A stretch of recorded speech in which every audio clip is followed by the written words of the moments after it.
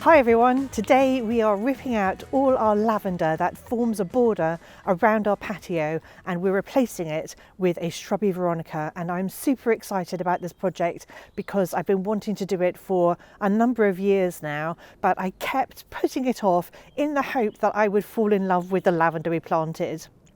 If you're new to my channel, my name's Annette. Welcome, this is Cottoverdi and we garden here in South Buckinghamshire in the UK, which is equivalent to a zone 8A, 8B or 9A, and we have a lovely walled garden. We're extremely lucky. It's a really old wall that protects our garden. We kind of have a little microclimate sometimes, which is really nice. And our style here in our garden is an English country garden, and we bring you along showing you all the projects that we're doing and everything that we're creating here. So this project is much needed because we have planted along the border of the patio here a lavender called Hedge, which is a very typically British lavender. It's absolutely gorgeous. The bees adore it, but it takes a little bit of maintenance, so we have to prune it once a year, and once it's pruned it doesn't look that attractive. It's not particularly evergreen. It kind of looks a bit scrappy all through the winter months until it starts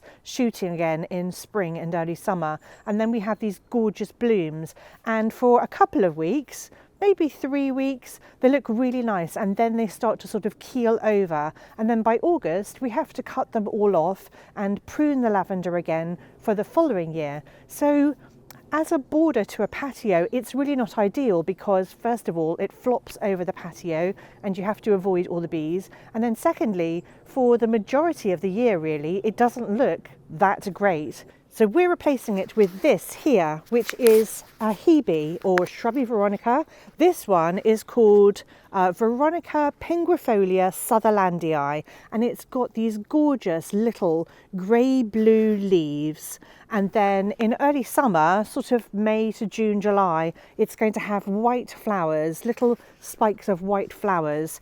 So this is a fantastic plant because it's hardy down to -15, so -10 to -15, super hardy everywhere in the UK. It is really easy to look after because it will just form its own natural mound. It grows to about 45 centimetres tall to about 60 centimetres wide, so maybe 2 foot wide. But some websites, I looked at one website, it said it grew to 90 centimetres, so 3 foot. I don't know whether it will, we'll wait and see, but if it does, I'll just prune it to a level that I like because it takes well to pruning, even though you don't have to prune it. So I'm super excited about that. The flowers, when they come, are very attractive to bees, so I'm not going to hurt the bee population by taking out the lavender because they'll also be attracted to this. I think also butterflies like Hebes as well. So Hebe is the same as Veronica, so I just call it Hebe because it's easier, but this is a Veronica, and we can prune this into a hedge if we want to. Now I'm undecided what I want to do, because what I did do with the lavender was it sort of softened the edge of the patio, which is something really nice to do when you've got hard landscaping, is sort of to blend the edge of the patio. So I could let these grow over the edge of the patio a bit, or I could prune them into like a nice neat hedge, a bit like a box hedge. I'm not trying to create a box hedge with these. I want the flowers, and I also want a slightly less formal planting than you would get with a box hedge. If you've watched my previous videos, you'll know how much I hate box and have taken it all out of my garden. So I'm not trying to replicate that look. We have a very informal English cottage garden style here. The other great thing about this Veronica or Hebe is that it likes full sun, and this patio gets full sun. It gets sun from morning right the way through to evening, and not the whole of it obviously because some plants shade it occasionally, but it really does, it's sort of a really nice hot spot here. So it likes full sun, it likes well-drained soil, it's adaptable to any soil type. It's just super, it's just a fantastic little plant actually, because you can plant it anywhere. It's great in pollution, it's great in coastal areas if you live down by the sea. I'm really selling it, but that's because I think I found a really good plant here and I am super excited. It's also supposed to have sort of purple stems, but I don't know whether that's just on the new growth, but I can't see any purple in these stems at all. So So I'm undecided whether that's got purple stems. At the moment it doesn't, but we'll wait and see when it's been growing a little bit. Now I have bought absolutely loads of these plants because I intend to pop them wherever I need something, so a nice evergreen structure. So what we're going to do today is just get on with digging out all the lavender. I'm going to keep a few of the better bits of lavender for a gravel garden that we're growing in another area of the garden. We're just preparing at the moment. We need to put lots of topsoil in there, but we're going to be creating a gravel garden. I'm going to put some of the lavender we'll save from here into that, and the rest of the lavender is just going to go on the compost because I don't want it anywhere else in the garden. I really can't deal with the flopping over, all the pruning that we have to do. It's just a job that I don't need, and I think there are lots of other blue flowers that I'd much rather have in the garden. So this is the lavender here around the edge of the patio, and you can see how much patio it takes up. And when these are laden with flowers in the summer, they literally just lie on the ground and they create a real mess. And I mean, I haven't pruned it this year, but if I had pruned it, we wouldn't even have any of this grey foliage there because we'd have had to prune a lot of that off. So it stretches, and also we've lost some plants, so it stretches all the way along here. We've lost a few where we've got roses going. I've got a Cheshire rose growing there, and so we lose a few plants every year, which we have to replace because they don't tolerate the shade created by this rose. We've lost more plants up there. We lost those a couple of years ago, actually. I just haven't replaced them. And then it goes all the way along this patio here. Excuse the greenness of the patio, it's just what happens in the winter. It looks really ropey, but that's because it's wet. And so it goes all the way along here and around the corner there. So we're taking out all of this lavender here. So here are all the plants that we're going to be using to plant around the border. They look so good. They look green and healthy, and I think they're going to be perfect. I'm not going to lose that grey blue colour that I really wanted because these have got a grey blue colour, and I just think they're going to be bright and cheerful.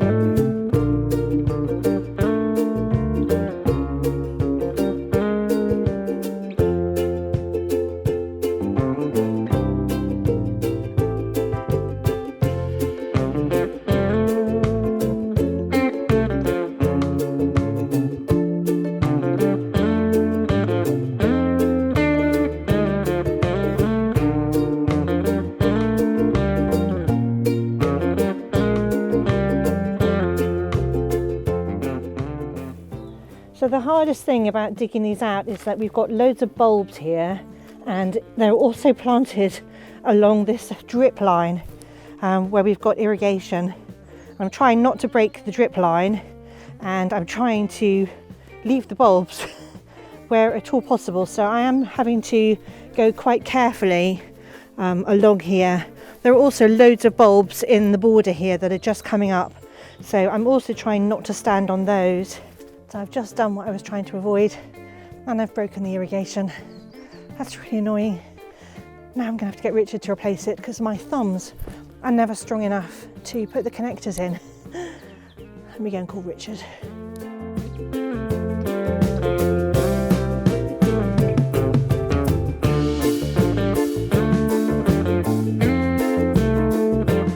Okay, so these are the ones that I've chosen. These are the healthiest looking, the bushiest, and I've chosen these, and we're going to keep them and plant them up. I'm going to obviously deadhead them and pot them up into pots until the gravel garden area is ready, and then we'll plant them into the gravel garden area in a few weeks' time, hopefully. But for now, I'll just pot them up into little pots to keep them happy.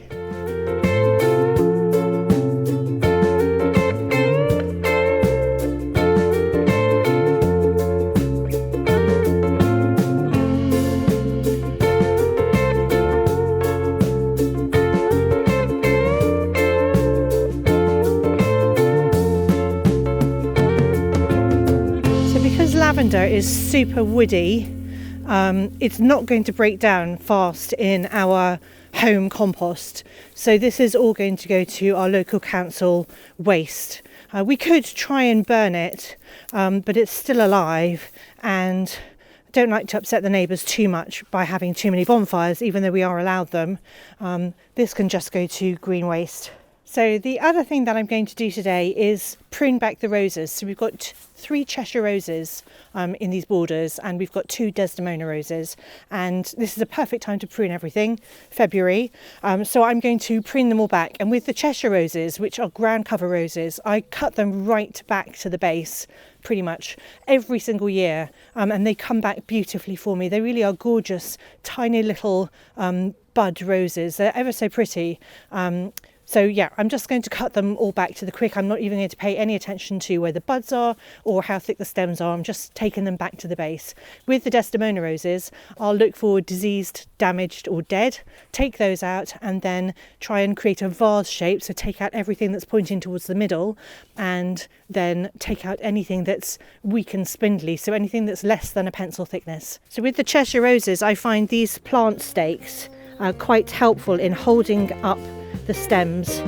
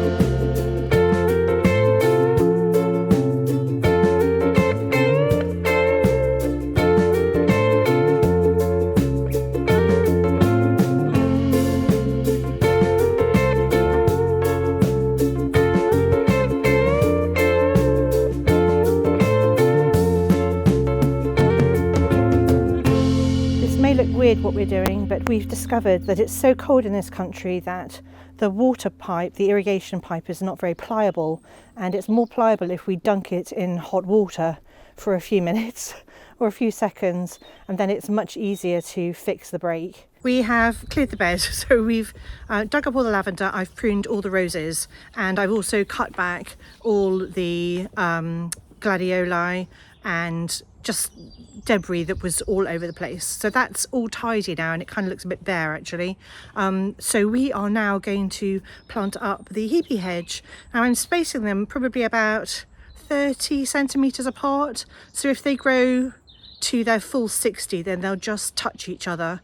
I might put them a little bit closer than that. I've got enough because I hadn't decided when I bought them, and also I'm going to put them in other areas of my garden, so I just bought like a pallet load.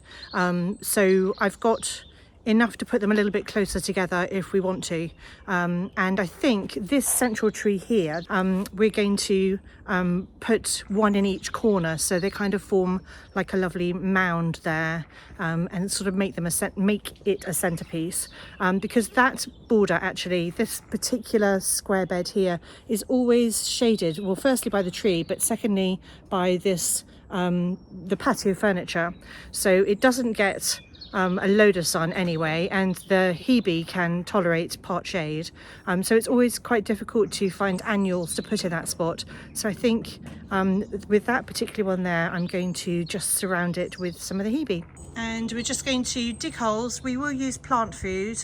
I'll link the plant food we use in the description below, because people are always asking me what we use. It's just a general multi-purpose fertilizer that we put in the bottom of our planting holes whenever we're planting something new, and we buy it in bulk, but you can get smaller sizes.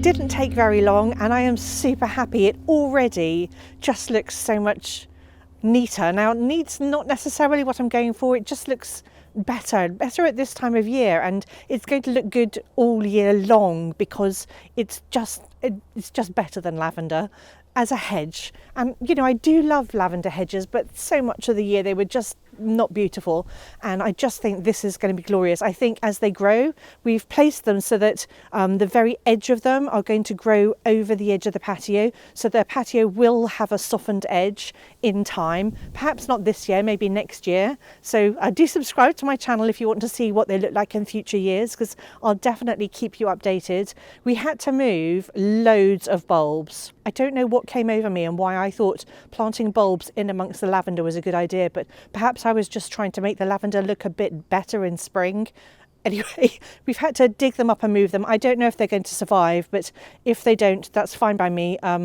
It's just better not to have them in amongst my Hebe hedge. I really didn't want the odd daffodil and tulip bulb popping up there. So we just moved them and planted them somewhere else. Let me show you a close-up of what it looks like. So Richard says that he still wants to sweep.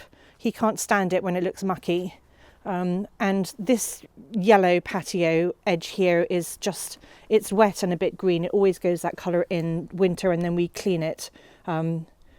As you know, winter turns to spring, we'll give it a jet wash, so it looks much better. It's supposed to be pretty white actually, so it doesn't look very good, but look at the hedge. I just think it's so cute. We planted 4 around the base of that tree. We decided not to plant them around the base of that tree because I do put lots of annuals in, and this pot here would shade one of them and maybe it just wouldn't be as substantial, whereas these here are all going to get the same amount of light and sunshine, so I think it'll be okay.